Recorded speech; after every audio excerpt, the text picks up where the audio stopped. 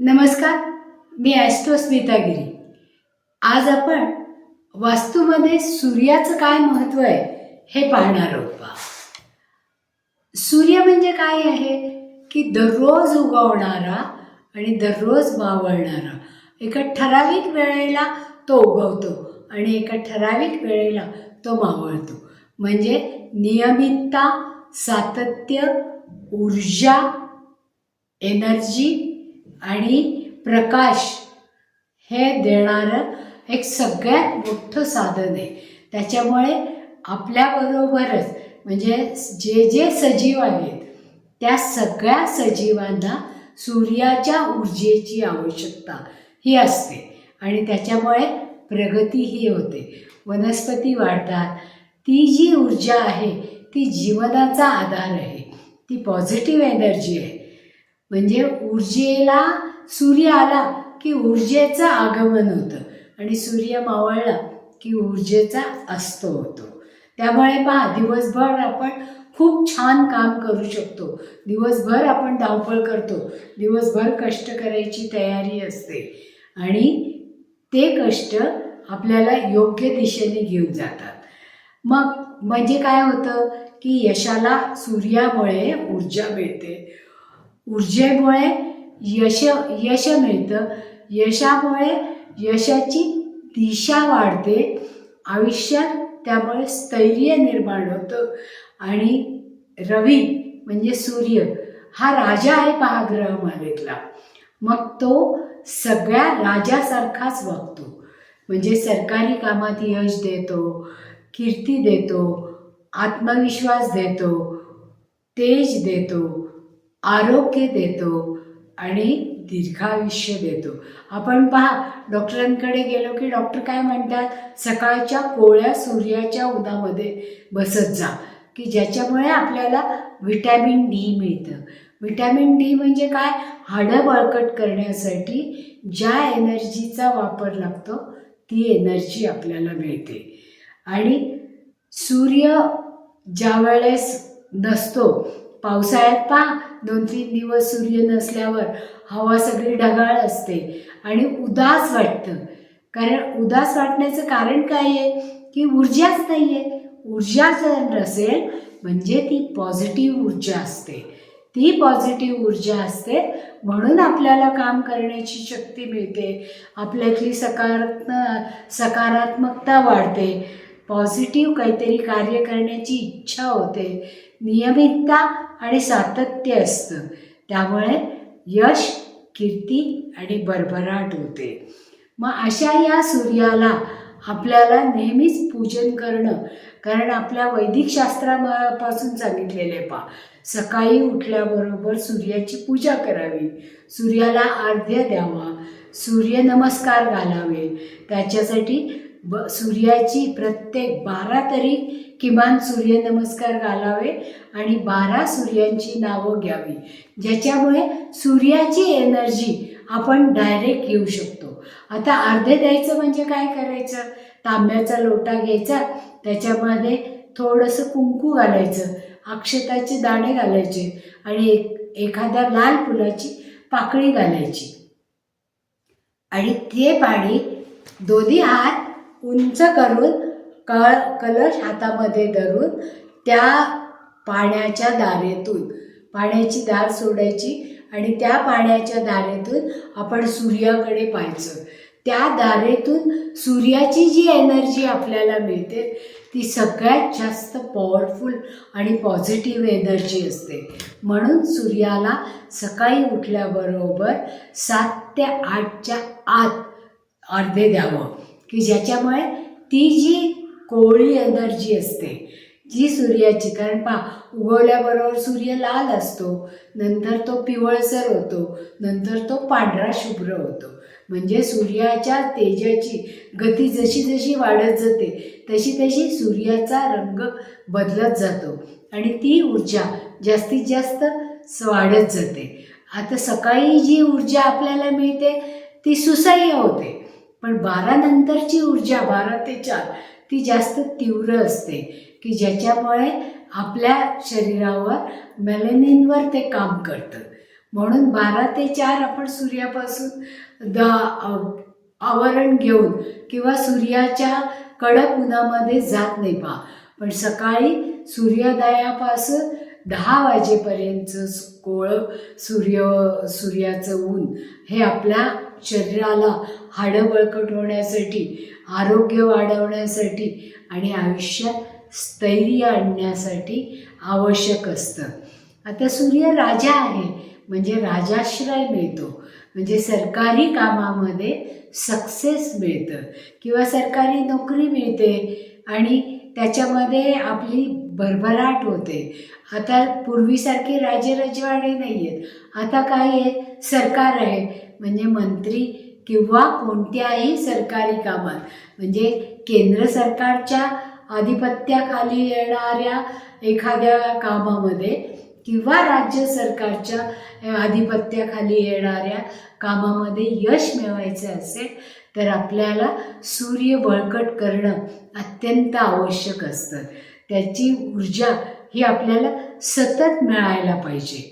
म्हणजे ज्या वेळेस आपल्याला सूर्याची किरणं किंवा सूर्याचं ऊन मिळत नाही त्यावेळेस आपण पेल होतो, शरीरातलं व्हिटॅमिन डी कमी होतं आणि आपल्या आरोग्याला हानिकारक असतं. म्हणूनच सूर्याला अत्यंत महत्त्व आहे पहा. त्याचप्रमाणे वास्तूमध्येही सूर्याला खूप जास्त महत्त्व आहे. सूर्याची दिशा ही कुठली आहे, तो पूर्वेला उगवतो आणि पश्चिमेला मावळतो. म्हणजे सकाळी सूर्य ज्या वेळेस उगवतो त्यावेळेस सूर्याची ऊर्जा, प्रकाश आणि तेज हे आपल्यापर्यंत येण्यासाठी आपल्या वास्तूचं पूर्वही ओपन पाहिजे. म्हणजे पूर्वेत जास्त खिडक्या पाहिजेत, दरवाजा पाहिजे, तिथून येणारी एनर्जी ही पॉझिटिव्ह एनर्जी असते. पण समजा एखाद्या वास्तूची पूर्व बंद असेल तर मग अशा लोकांनी काय करावं, तर अशा लोकांनी पूर्वेच्या बाजूला पितळेचा, तांब्याचा किंवा ब्रॉन्झचा सूर्य हा पूर्वेच्या भिंतीवर लावावा.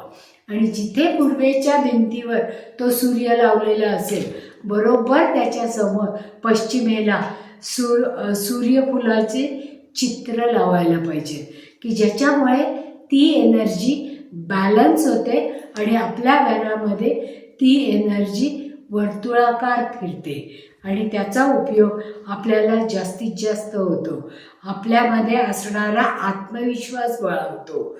आपल्या कामामध्ये नियमितता आणि सातत्य येतं, की ज्याच्यामुळे आपली भरभराट होते. आता सरकारी नोकरी किंवा राजकारणामध्ये किंवा जे टॅक्स किंवा आपल्याला जे कर भरावे लागतात त्या करांमध्ये जर काही गफलत झाली तर सूर्य कमजोर असला तर आपल्यावर लगेच कारवाई होऊ शकते. पण सूर्य जर आपला बळकट असेल तर त्या कारवाईतून आपण सही सलामत बाहेर पडू शकतो. म्हणून आपल्याला सूर्याची एनर्जी हे आवश्यक असतं, की ज्याच्यामुळे प्रशासनिक यश हे मिळतं. आपल्या शरीरामध्ये जेव्हा सूर्याचा जास्तीत जास्त उपयोग होतो, आता पूर्व दिशा आपण पाहिली पहा, की सकाळी पूर्वेची ऊनं आपल्याकडे येणं गरजेचंच आहे. पण ती जर येत नसतील तर आपल्या शरीरावरही त्याचा परिणाम होतो. डोळे निस्तेज होतात, डोळ्यांचं तेज कमी होतं, हाडं कमकुवत होतात आणि हृदयाशी संबंधित अनारोग्य वाढतं. म्हणून अशा वेळेस आपल्या घरामध्ये येणारं सूर्याचं किरण किंवा सूर्याचं तेज हे अत्यंत आवश्यक असतं, की ज्याच्यामुळे आपल्या घरातला जो प्रमुख व्यक्ती असेल, म्हणजे कुटुंब प्रमुख असेल किंवा वडील असतील किंवा पुरुष असतील, घरामध्ये जेवढे पुरुष आहेत त्यांच्यामध्ये असणारी ऊर्जा ही सुधारते. त्याचप्रमाणे स्त्रियांना आत्मविश्वास वाढतो आणि त्या सातत्याने काम करू शकतात. मग अशा या सूर्याच्या एनर्जीचा आपल्याला सगळ्यात जास्त उपयोग होणं आवश्यक आहे. त्याच्यासाठी आपण जास्तीत जास्त सूर्याची उपासना करणं, सूर्याची पूजा करणं ही चालत आलेली परंपरा आपण पाळायलाच पाहिजे. म्हणजे जेव्हा जेव्हा आपल्याला सूर्याची शक्ती कमी पडते त्यावेळेस आपल्यातली सकारात्मकता ही कमी होते आणि नियमितता आणि सातत्य कमी होतं. त्याच्यासाठी सूर्याच्या या प्रतिमा पूर्वेकडे जशा आपण लावू शकतो तशाच आपल्या देवघरामध्ये जर ठेवल्या तरी त्याचा उपयोग आपल्याला आपल्या घरातल्या लोकांच्या एनर्जीमध्ये संतुलन करण्यासाठी, पॉझिटिव्ह एनर्जी वाढवण्यासाठी, आत्मविश्वास आणि ऊर्जा वाढवण्यासाठी, आरोग्य संतुलित राखण्यासाठी याचा जास्तीत जास्त उपयोग होतो. म्हणून सूर्य हा आपल्या दिनक्रमातला सगळ्यात पहिला सूर्याची पूजा आणि उपासना करणं आवश्यक आहे. आता रविवार हा सूर्याचा वार आहे पहा. त्याच्यासाठी एक साधा आणि सोपा उपाय मी तुम्हाला सांगते की ज्यांना ज्यांना सूर्याची उपासना करायची आहे त्यांनी गायत्री मंत्र तर म्हणावा, पण त्याचबरोबर रविवारी जमलं तर उपवास करावा आणि संध्याकाळच्या वेळेस आळणी जेवण करावं. आळणी जेवण म्हणजे त्या रविवारी दिवसभर कुठल्याही पदार्थामध्ये मीठ न घालता ते जेवण जेवावं की ज्याच्यामुळे आपला सूर्य हा बळकट होतो.